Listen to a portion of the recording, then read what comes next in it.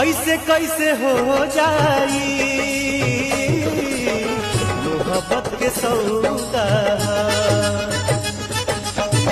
ऐसे कैसे हो जाई मोहब्बत के सौदा।